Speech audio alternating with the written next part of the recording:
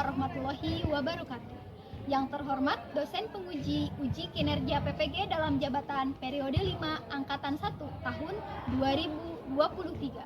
Perkenalkan, nama saya Idawati dengan nomor peserta 0892160108040 dan nomor induk mahasiswa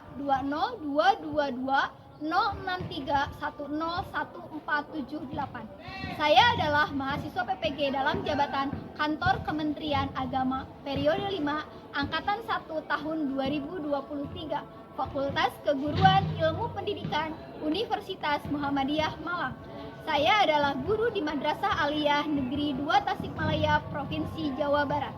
Hari ini saya melaksanakan praktik pembelajaran untuk memenuhi uji kinerja PPG dalam jabatan Angkatan 1 tahun 2023 di Madrasah Aliyah Negeri 2 Tasikmalaya di kelas 11 MIPA 1 fase F dengan materi gangguan pada sistem pencernaan manusia.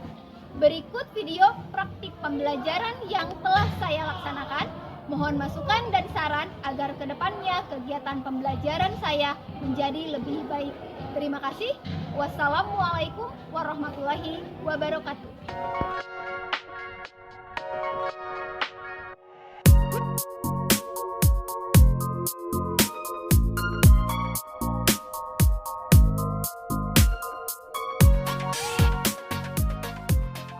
Bismillahirrahmanirrahim. Assalamualaikum warahmatullahi wabarakatuh. Waalaikumsalam warahmatullahi wabarakatuh. Gimana kabarnya anak-anak? Alhamdulillah, luar biasa, Allahu Akbar. Alhamdulillah.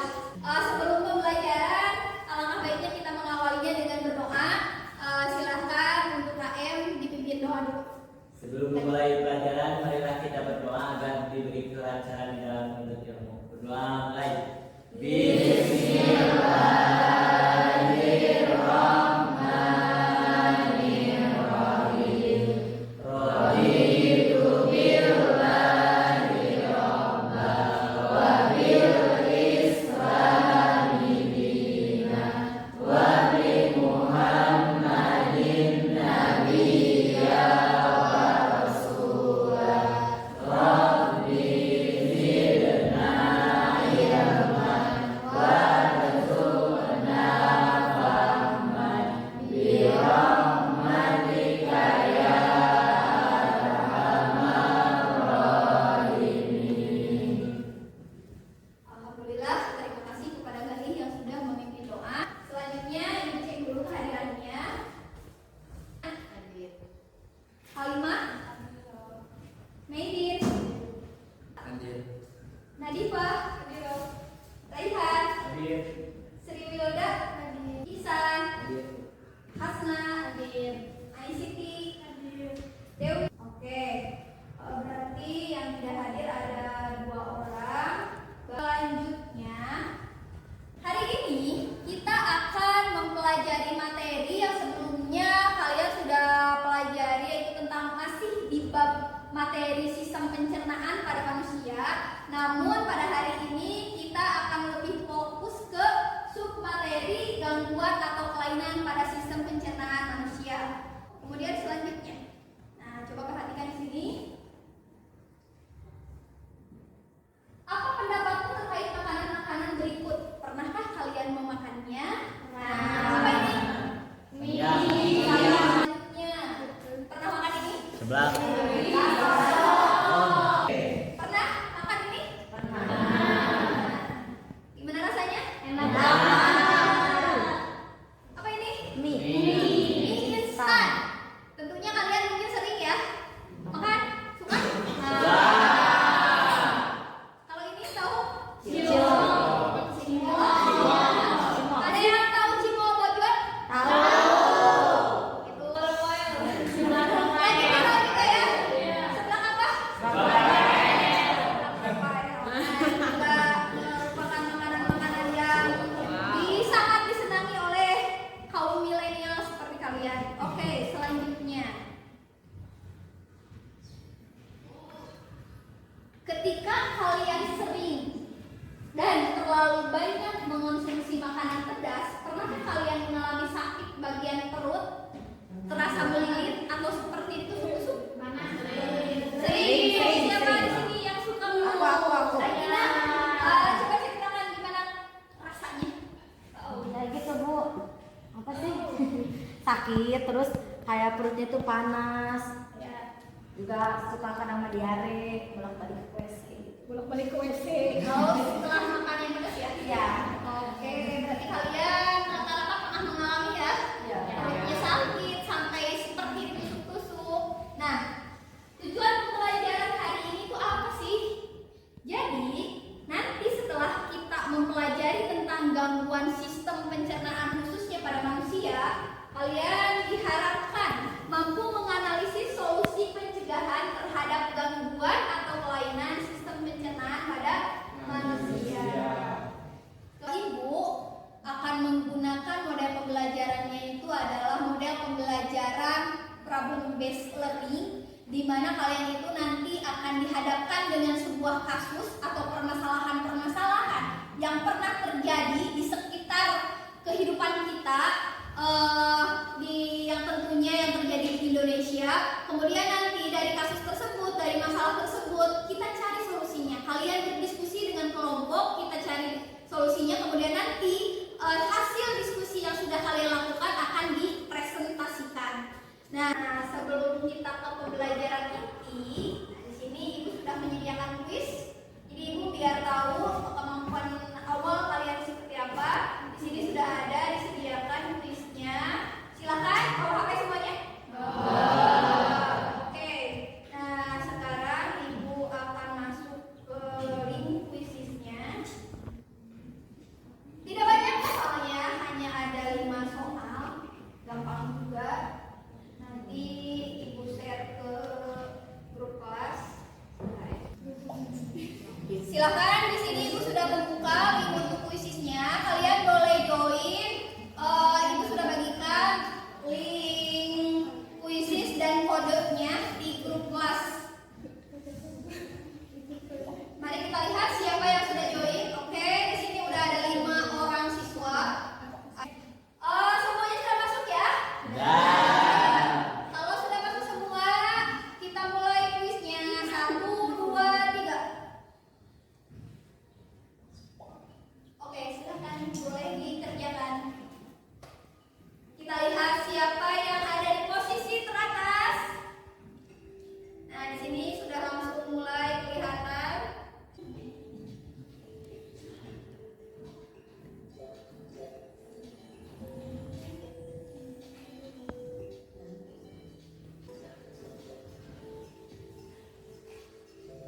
Tidak ada kendala ya? Gimana soalnya? Cukup mudah. Semuanya sudah selesai mengerjakan kuisnya? Sudah.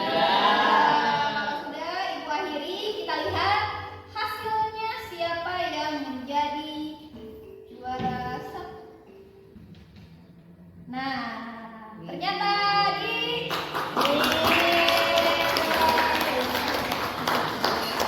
disusul yang keduanya ada Dewi, tepuk tangan. Dan yang ketiganya ada Sania. Oke, kita lanjutkan.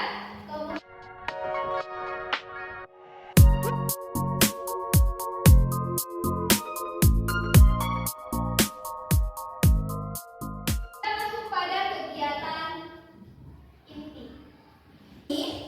Kita simak video berikut. Di sini merupakan video tentang permasalahan atau kasus yang pernah terjadi pada sistem pencernaan manusia. Nah, kalian simaklah video berikut, amati permasalahan apa yang terjadi, kemudian nanti buatlah sebuah rumusan masalah dari kasus yang terjadi pada video yang akan Ibu tayangkan. Sakit menang yang minta disuntik mati dievakuasi ke rumah sakit daerah Batam, Jawa Tengah. Proses evakuasi berlangsung dramatis oleh Bupati Batam dan pihak rumah sakit. Jadi di sini itu menceritakan tentang pria yang memiliki penyakit kronis, tentang sistem pencernaan, saking sudah tidak kuatnya minta untuk di Batam, Jawa Tengah yang menjadi mati karena sakit akhirnya dievakuasi ke rumah sakit umum daerah Batam. Proses evakuasi berlangsung dramatis dan haru karena awalnya Fandi dibawa ke rumah sakit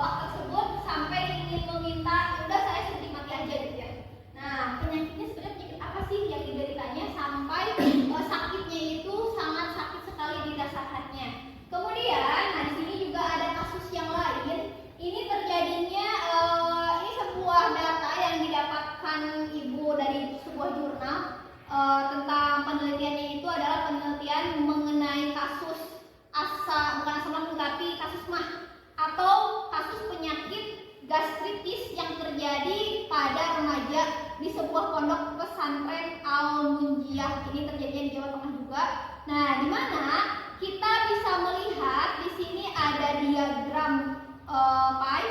Di sini didapatkan hasil bahwa sekitar 65,3% remaja di pondok pesantren tersebut mengalami mah. Banyak ya dibandingkan yang tidak mahnya. Nah, dari dua kasus yang ibu tayangkan, coba siapa yang ingin membuat rumusan masalah secara umum? Ayo silakan, boleh naik. Bagaimana cara mengobati sakit lambung? Oke, dan Naila, satu pertanyaan, bagaimana cara mengobati penyakit lambung? Ada lagi yang lain? Kalimat? Apa penyebab penyakit pencernaan? Oke. Yang kedua ada lagi, apa yang menyebab penyakit dari sistem pencernaan? Itu bisa dijadikan nanti patokan untuk kalian. Itu merupakan pertanyaan secara umumnya. Nanti setelah kalian berkelompok dan diskusi di kelompok masing-masing, coba kalian nanti buat rumusan masalah yang lebih detail lagi. Aktivitas pembelajaran yang akan kita lakukan hari ini, yang pertama itu orientasi pada masalah, contohnya tadi. Nanti setiap kelompok ibu sudah sediakan beberapa kasus, tentunya berbeda untuk setiap kelompoknya. Di sini nanti kalian silakan buat rumusan masalahnya, kemudian kalian juga bisa mencari referensi atau sumber untuk menjawab rumusan masalah yang sudah dibuat. Misalkan tadi apa penyebabnya, terus kenapa terjadi mah. Nah, di sini ibu sudah menyediakan contoh sumber, nanti bisa diakses. Nanti ibu coba tayangkan. Nah, ibu akan membagi kalian menjadi beberapa kelompok. Kelompok 1, Gali, Regina, Sania, Halimah, dan Bapak. Kelompok 2, Salwa, Elsa, Naisiti, Fania, dan Ihsan. Kelompok 3, Nadifah, Naila, Sri Wilda, Faisal, dan Medin. Kelompok 4, Raihan, Dewi, Zulfa, Vita, sama Putri Nasya. Kalian silakan masuk ke kelompok seperti yang sudah tadi ibu sebutkan anggota-anggotanya. Nanti untuk kelompok 1 di sini, kelompok 1, kelompok 2, kelompok 3, dan kelompok 4. Silakan sekarang duduk ke kelompok. Ini ya, apa?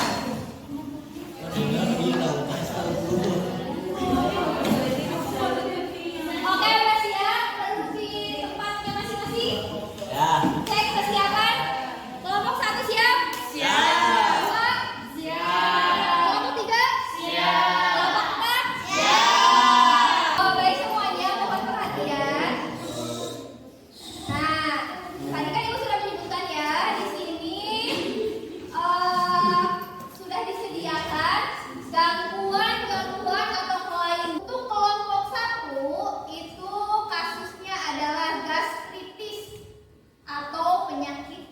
Kemudian kelompok 2 asam lambung atau bisa dikenal dengan sebutan nama GERD. Kelompok 3 diare. Kelompok 4 usus buntu. Sebelum kalian mengerjakan tugas masing-masing, ibu bagikan dulu LKPD-nya.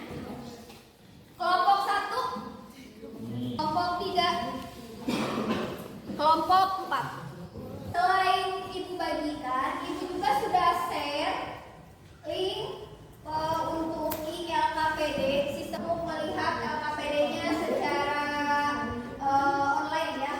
Pertama, di sana silakan cantumkan identitas.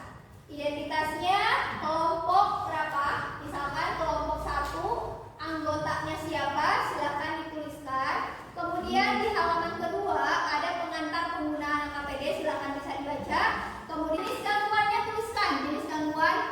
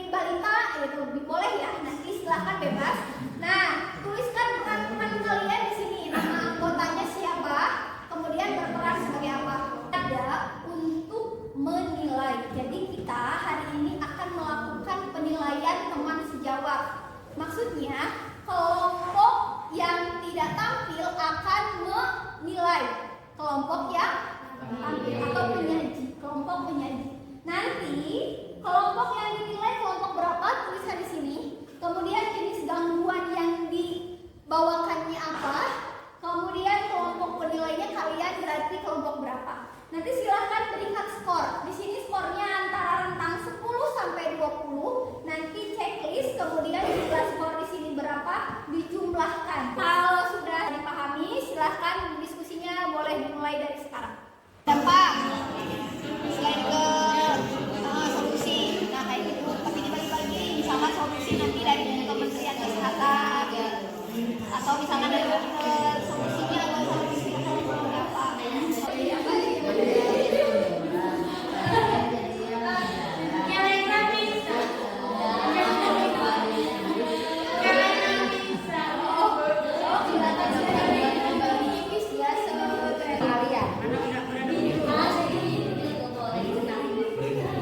Oh iya, karena orang tuanya kekurangan uang, ya orang tua juga cuma ibu yang cuma jualan. Untuk sumber referensi, kalian boleh mencari referensi di internet, bisa berupa jurnal, tentunya referensi atau sumber-sumber yang terpercaya ya. Misalkan web-web seperti apa yang terpercaya? Halodoc.com. Boleh Halodoc, atau web-web dinas, misalkan Dinas Kesehatan Tasikmalaya, silakan. Atau di sini Ibu sudah membuatkan e-modul tentang sistem pencernaan manusia, kalian juga bisa akses, Ibu sudah share linknya. Nah, sudah. Bisa jadi apa? Abi jadi dokter, Bu. Dokter. Nah, ini jadi apa? Oh, jadi orang tua. Sawat? Jadi Menteri Kesehatan. Siap. Kelompok 3 udah sampai mana? 70%.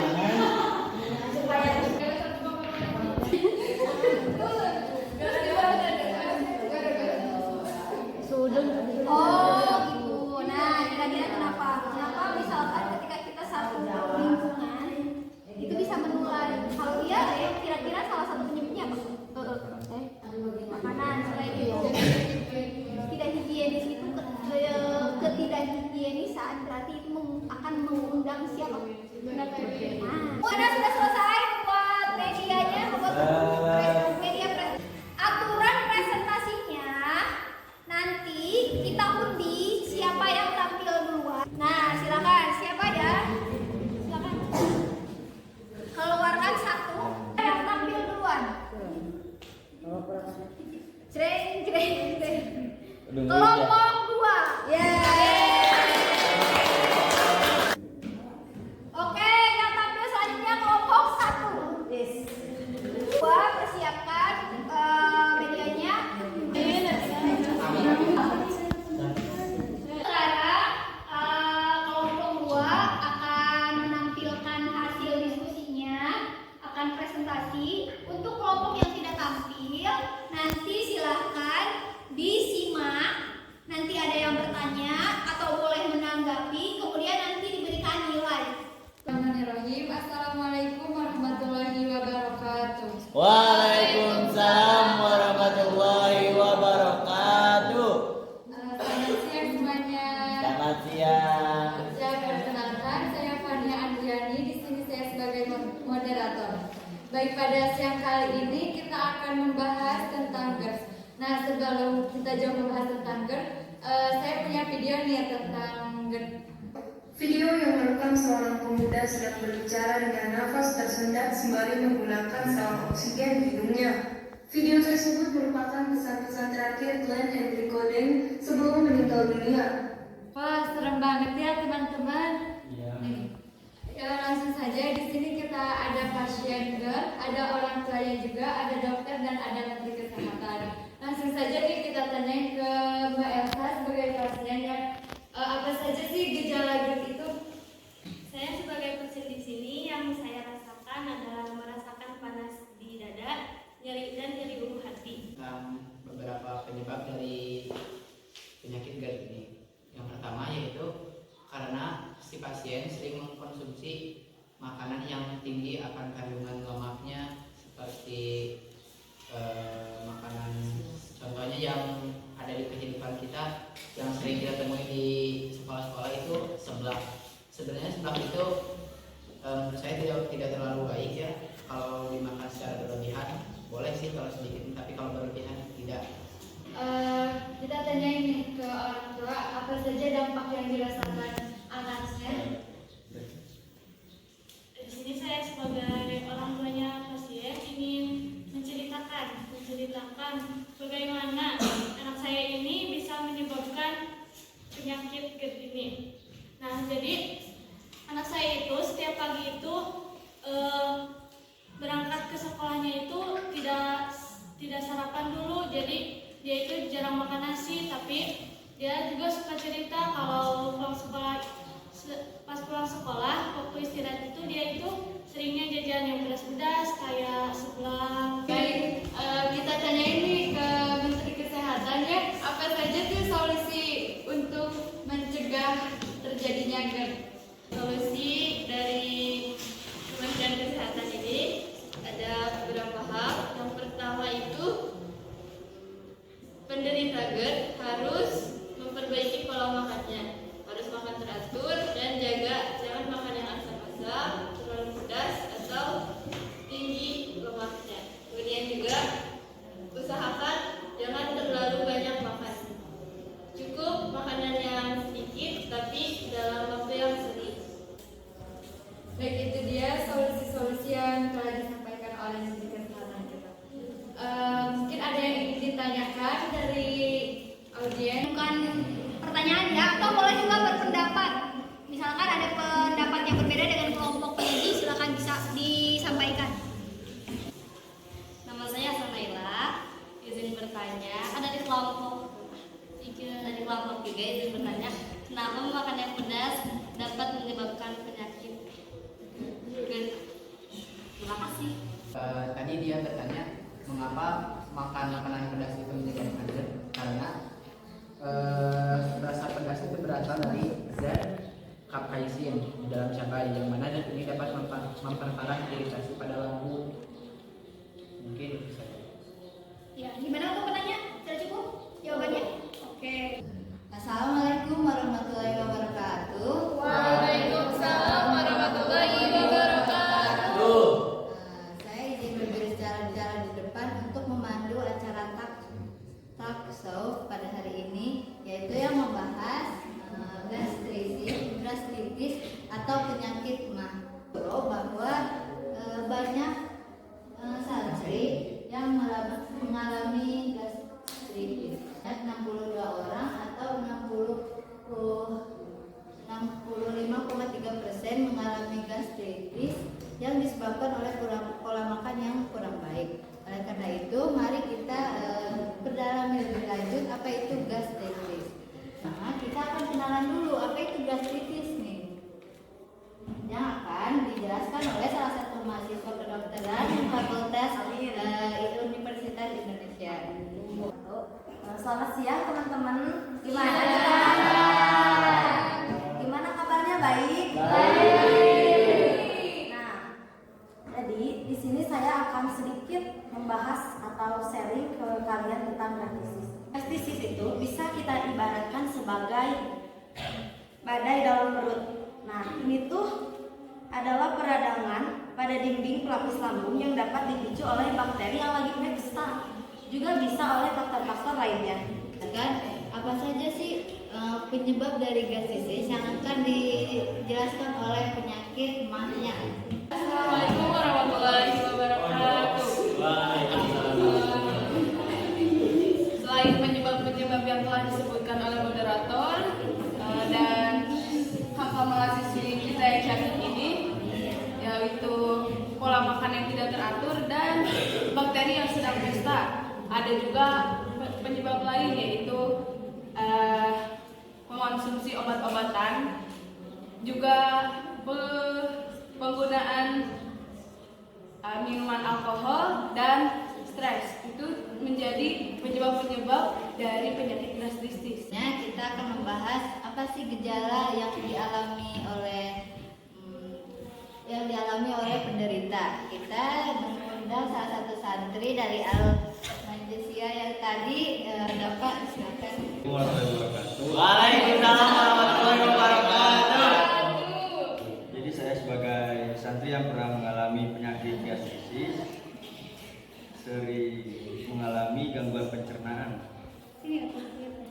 yang mengganggu proses pencernaan.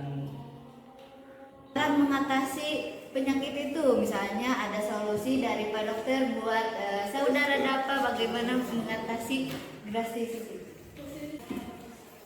Yang pertama adalah makan dengan porsi sedikit namun lebih sering. Kita ketahui nih bahwa para santri itu kebanyakan jarang makan. Oleh karena itu, solusi yang pertama dan paling utama itu adalah menyusun pola makannya. Yang kedua adalah menghindari makanan pedas, berminyak dan asam. Kita seperti seblak, bakso, mie, dan lain-lain. Yang ketiga nih, ini merupakan di kalangan orang luar ya, bukan orang santri nih. Menghentikan kebiasaan minum alkohol secara berlebihan. Dan terakhir, mengatasi stres dengan tepat. Mungkin cukup sekian. Harus selalu menjaga pola makan untuk menghindari penyakit-penyakit lainnya pada pencernaan. Dan ada yang mau bertanya? Assalamualaikum warahmatullahi wabarakatuh. Waalaikumsalam warahmatullahi wabarakatuh. Saya Dewi Multi Maharani dari kelompok 4. Izin bertanya, apa benar kalau orang yang menderita penyakit gastritis itu tidak boleh mengonsumsi susu? Soalnya saya sering mendengar itu, dan jika benar, apa penyebabnya, mengapa hal itu bisa terjadi? Terima kasih. Sebelumnya, Assalamualaikum warahmatullahi wabarakatuh. Waalaikumsalam. Baik, terima kasih atas pertanyaannya. Sebenarnya susu yang diminum oleh si penderita gastritis tersebut itu boleh, asalkan dengan syarat keadaan perut dari si penderita gastritis tersebut tidak kosong. Kenapa? Karena susu yang diminum itu bisa meningkatkan asam lambung. Nah, jika susu yang dikonsumsi oleh penderita gastritis itu dalam keadaan perutnya kosong, lambungnya akan terasa semakin perih, kembung, dan tidak nyaman. Berarti bukan berarti si penderita si gastritis itu tidak boleh minum susu. Boleh, asalkan dengan syarat yang pertama tadi apa? Perut tidak kosong. Santri dan dokter sudah datang ke acara tamu sekarang. Terima kasih, mohon maaf atas segala kesalahan. Wassalamualaikum warahmatullahi wabarakatuh. Penyaji kedua dari kelompok 1, selanjutnya silakan kepada kelompok yang tidak tampil untuk memberikan nilai dan komentar atas kesan. Baik, kita beri tepuk tangan dulu untuk kelompok 1. Kelompok selanjutnya adalah kelompok 3. Baik, untuk kelompok 3 silakan dipersiapkan. Kelompok 3 silakan dipersiapkan. Kelompok 2, kelompok 1. 5. Kelompok 3, kelompok 4,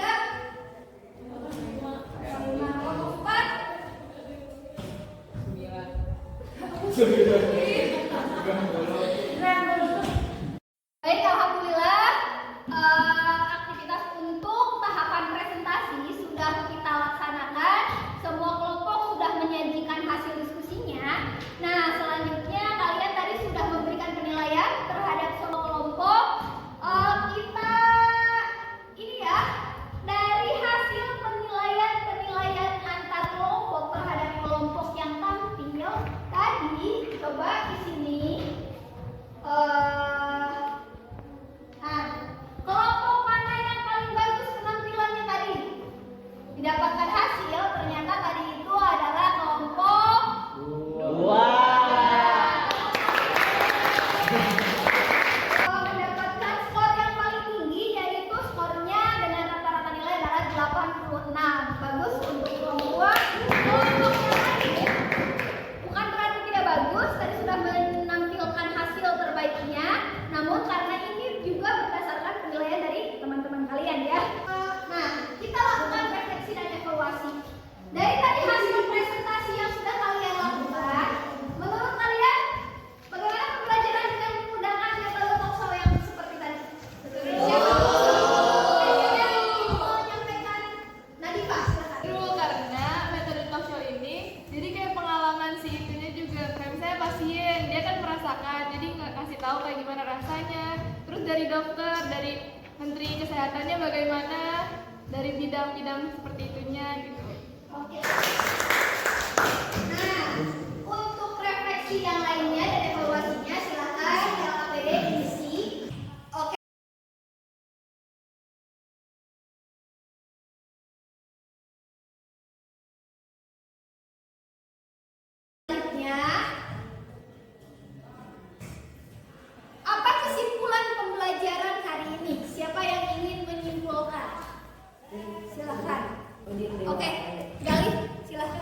Baik, hari ini mungkin kita telah belajar mengenai sistem pencernaan dalam pembagian dan sebab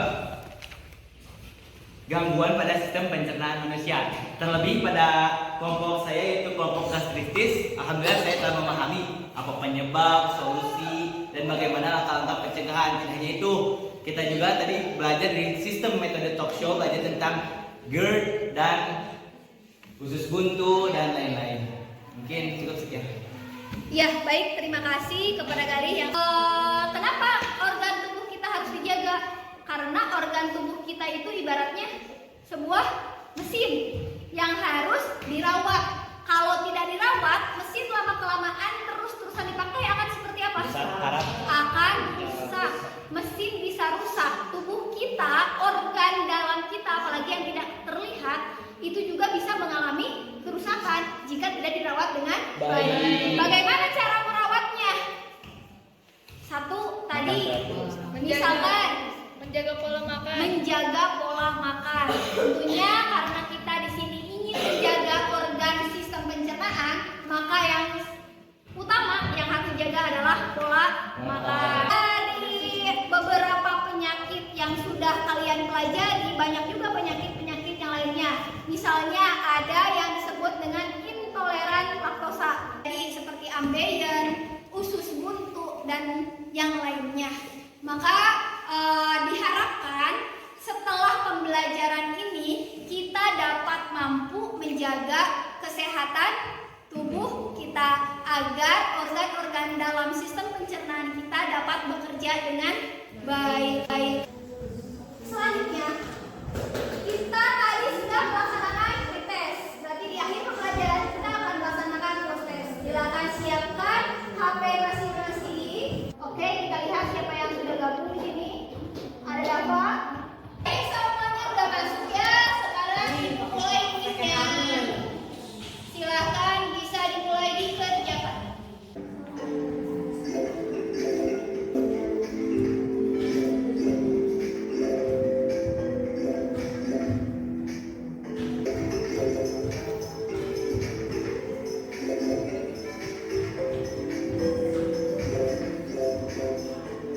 Kita akhiri, kita lihat siapa yang menduduki peringkat 1, 2, dan 3.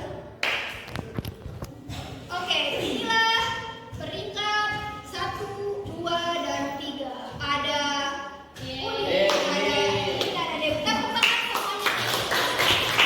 Kalian sudah mengerjakan post-test. Selanjutnya nanti pertemuan yang akan datang karena bab untuk sistem pencernaan ini sudah Ibu anggap selesai, maka siap-siap nanti kita akan melaksanakan tes formatif. Jadi silakan pelajari mulai dari organ-organ pencernaan sampai ke gangguan pada sistem pencernaan. Sebelum Ibu akhiri, apakah ada pertanyaan? Baik, kalau tidak ada, untuk kegiatan hari ini Ibu cukupkan sekian. Terima kasih atas perhatiannya. Semoga apa yang kita sudah pelajari menjadi berkah dan bermanfaat bagi kehidupan kita. Kita akhiri dengan ucapan alhamdulillah bersama-sama. Sebelum Ibu menutup pembelajaran, alangkah baiknya kita akhiri juga dengan doa yang akan dipimpin oleh Galih. Silakan. Setelah melalui, semoga ilmu yang kita dapat bermanfaat bagi dunia maupun akhirat. Amin. Mari kita tutup pembelajaran hari ini dengan doa akhir majelis. Subhanallahumma wa bihamdika asyhadu an la ilaha illa anta astaghfiruka wa atubu ilaik. Atas perhatiannya, tetap semangat dan tetap jaga selalu kesehatan. Akhir kata dari Ibu, assalamualaikum warahmatullahi wabarakatuh.